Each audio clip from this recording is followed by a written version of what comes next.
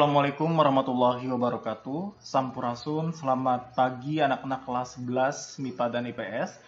Hari ini untuk mata pelajaran PPKN kita akan belajar tentang pelaksanaan demokrasi di Indonesia ya. Pada masa Orde Lama, yaitu rentang waktu antara tahun 1945 sampai dengan tahun 1966. Oleh karenanya silakan untuk diperhatikan video pembelajaran ini sampai dengan selesai. Oke, anak-anak, sebelumnya pasti kalian bertanya-tanya mengapa perlu untuk belajar tentang pelaksanaan demokrasi di Indonesia dari berbagai kurun waktu ya. Dalam hal ini berarti kalian diharapkan untuk bisa memahami tentang bagaimana periodisasi ya, atau dalam hal ini berarti pelaksanaan demokrasi di Indonesia dari berbagai kurun waktu ya.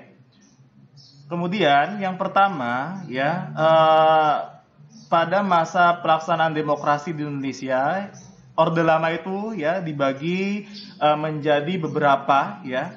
Pelaksanaan demokrasi pada masa Orde Lama itu berlangsung dalam dua masa. Yang pertama yaitu demokrasi parlementer ya, dan yang kedua adalah demokrasi terpimpin. Untuk sebelum kita lanjut membahas tentang bagaimana demokrasi parlementer dan demokrasi terpimpin, terlebih dahulu di rentang waktu antara tahun 1945 sampai dengan 1949 ini disebut sebagai masanya revolusi kemerdekaan ya. Jadi pada masa ini demokrasi di Indonesia itu mulai berfungsi ya. Yang pertama ada berfungsinya pers. Pada waktu itu jadi pers itu mulai berfungsi dalam hal ini, yaitu sebagai pendukung ya pada masa kemerdekaan. Tapi dalam hal ini pers ini hanya sebagai pendukung saja setelah kemerdekaan, tapi belum terwujud untuk elemen-elemen lain karena situasi yang pada saat itu masih dikatakan belum mendukung ya. Yang kedua adalah pemberian hak-hak politik secara menyeluruh. Dalam hal ini berarti ya semua warga negara yang pada masa itu karena dianggap sebagai negara yang sudah merdeka tentunya diberikan hak-hak politik secara menyeluruh kepada warga negara yang dianggap sudah dewasa ya. Dalam hal ini berarti semua warga negara pada masa itu diberikan hak-hak yang sama ya terkait dengan kemerdekaan, terutama dalam hal demokrasi. Artinya tidak ada pembeda ya, tidak ada diskriminasi baik dari segi suku, ya agama, ya dan lain sebagainya. Terus kemudian yang ketiga, dibentuknya Komite Nasional Indonesia Pusat ya atau KNIP. Jadi pada masa itu dibentuklah KNIP ya pada tanggal 29 Agustus 1945.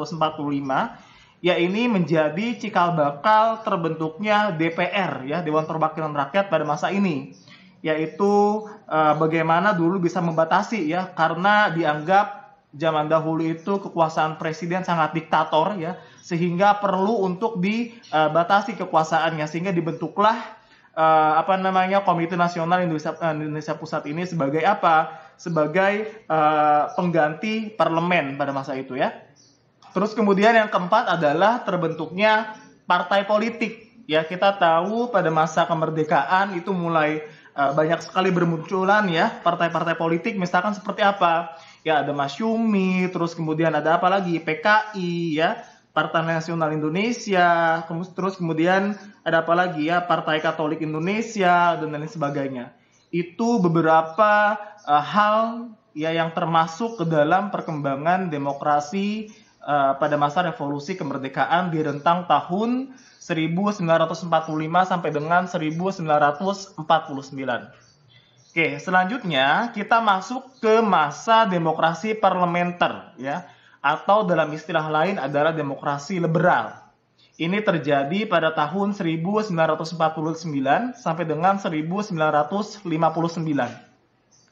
Kenapa dikatakan demokrasi parlementer atau liberal? Ya jadi pada masa setelah kemerdekaan kita itu sebenarnya lebih condong mengikuti perkembangan demokrasi yang ada di barat ya. Jadi pada masa itu demokrasi itu menekankan pada apa? Pada kebebasan. Kebebasan individu. Oleh karenanya disebut sebagai liberal ya. Artinya ada persamaan dari segi hukum, terus kemudian hak-hak asasi bagi warga negara juga dijunjung tinggi ya. Tapi yang perlu digarisbawahi adalah pada masa ini kita mengalami pergantian ya dari segi Undang-Undang Dasar, ada peralihan ya dari Undang-Undang Dasar tahun 1945 kita pernah beralih ke Konstitusi RIS ya pada tanggal 27 Desember 1949 sampai dengan 17 Agustus 1950.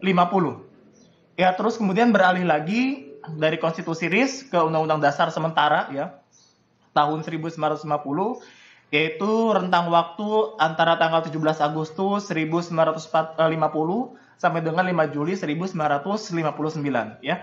Terus kemudian yang ketiga adalah peranan DPR yang cukup tinggi ya. Jadi pada masa ini DPR atau parlemen itu punya peranan yang sangat tinggi dalam pemerintahan ya, sehingga dalam hal ini DPR dianggap mempunyai kekuasaan yang besar ya terkait dengan pemerintahan.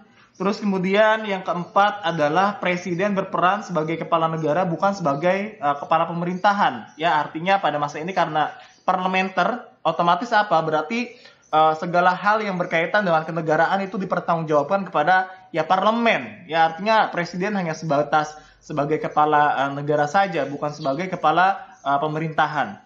Terus kemudian selanjutnya adalah yudikatif dijalankan oleh badan pengadilan yang bebas ya. Kalau pada masa ini mungkin dijalankan ya secara adil-adilnya dan sebagainya ya, Mahkamah Agung maupun lembaga peradilan yang lainnya. Terus kemudian akuntabilitas pemerintah tinggi pada masa itu. Jadi semua hal-hal yang berkaitan dengan pemerintahan ya, akuntabilitas itu apa? Berarti pertanggungjawaban ya dari pemerintah itu dianggap tinggi pada masa itu.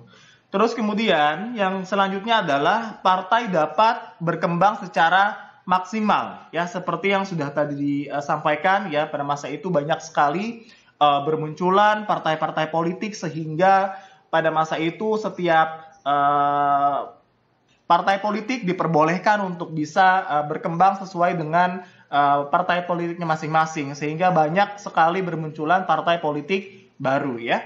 Terus kemudian selanjutnya adalah berjalannya pemilu tahun 1955 ya.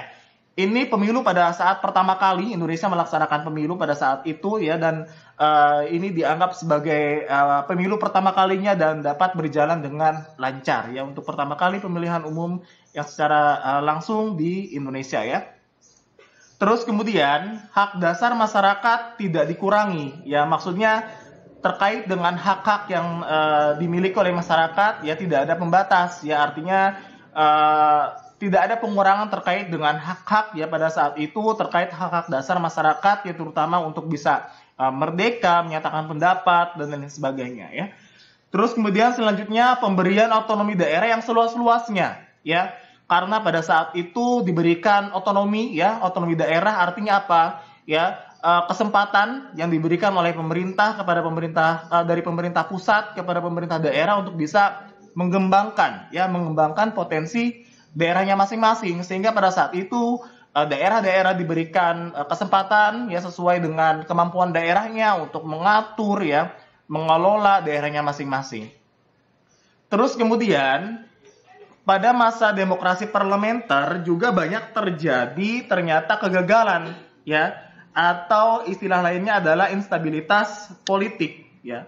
Mengapa dinamakan demikian? Karena pada saat itu banyak sekali kegagalan-kegagalan yang terjadi ya. Misalnya apa ya, artinya pada masa itu banyak sekali hal-hal yang berkaitan dengan pembentukan pemerintahan ya, karena konsepsi awal itu presiden itu membentuk pemerintahan dengan sifatnya gotong royong, tapi ternyata pada saat itu ya termasuk melibatkan semua kalangan partai politik pada saat itu ya. Jadi kekuatan politik termasuk PKI pada masa itu ya cukup kuat ya. Terus kemudian yang kedua, pada masa awalnya itu disepakati dibentuknya badan konstituante ya, yang sebelumnya itu digadang-gadang akan menjadi sebuah badan yang dapat mencapai kesepakatan ya dalam merumuskan ideologi negara atau ideologi nasional, tapi pada masa itu mengalami kegagalan sehingga badan konstituante pada saat itu tidak bisa menjalankan tugasnya dengan baik ya. Terus selanjutnya apa? akhirnya berakhirlah ya pada masa demokrasi parlementer. Dan yang terakhir adalah berakhirnya pada masa demokrasi parlementer atau liberal ini ya dengan apa? Dengan dikeluarkannya dekret presiden ya pada tanggal 5 Juli 1959 ya, yang antara lain istilahnya karena pada awalnya Badan Konstituante itu tidak bisa menjalankan tugasnya, akhirnya dibubarkan ya. Terus kemudian yang kedua diberlakukannya kembali ya Undang-Undang Dasar Negara Republik Indonesia tahun 1945 ya, dan tidak diberlakukan kembali ya Undang-Undang Dasar sementara tahun 50 ya, dan yang terakhir adalah dibentuknya MPRS ya dan DPAS atau Majelis Permusyawaratan Rakyat sementara ya, dan Dewan Pertimbangan Agung sementara pada saat itu ya. Oke, terus kemudian selanjutnya untuk demokrasi terpimpin ya, itu pada tahun 1959 sampai dengan 1966 ya. Pada masa ini karena demokrasi terpimpin ini muncul ya, akibat apa? Akibat pada masa demokrasi liberal ya atau demokrasi parlementer itu tidak dapat menjalankan tugasnya dengan baik ya. Oleh karenanya rakyat Indonesia pada masa itu sadar ya bahwa demokrasi sistem liberal itu tidak cocok dengan sistem politik yang ada di Indonesia. Nah, kemudian berlakunya kembali Undang-Undang Dasar Negara Republik Indonesia sebagai konstitusi negara. Ya tadi sudah dijelaskan isi dari dekret presiden. Ya oleh karenanya Undang-Undang Dasar dijadikan kembali sebagai konstitusi negara. Ya dengan bentuk negaranya kesatuan, ya bentuk pemerintahannya adalah republik. Ya. Terus kemudian selanjutnya adalah pada masa itu mengaburnya sistem kepartaian. Mengapa dikatakan mengaburnya sistem kepartaian ya? Jadi pada saat itu kehadiran partai politik itu dijadikan sebagai hal untuk mempersiapkan diri ya dalam rangka apa? Dalam rangka jabatan pemerintahan. Ya mungkin pada saat itu lebih menopang kekuasaan ya. Karena pada saat itu seperti lembaga kepresidenan maupun angkatan darat ya, atau pada masa itu juga ada Partai Komunis Indonesia. Terus kemudian berkembangnya pengaruh PKI. Nah tadi sudah dijelaskan ya karena PKI pada masa itu mempunyai kekuatan yang sangat luar biasa ya, sehingga sangat berpengaruh terhadap perkembangan demokrasi di Indonesia ya. Terus kemudian yang selanjutnya adalah peran lembaga legislatif sangat lemah ya. Mengapa dikatakan demikian? Ya karena pada saat itu kritik dan saran dari masyarakat itu istilahnya tidak banyak diberikan ya terhadap pemerintahan, sehingga masyarakat pada saat itu tidak mempunyai kekuasaan yang sangat besar, apalagi sebagai masyarakat ya, karena lembaga legislatif saja pada saat itu mereka dianggap sebagai lembaga yang lemah, artinya tidak bisa berbuat apa-apa ya. Terus kemudian selanjutnya adalah hak dasar manusia menurun ya.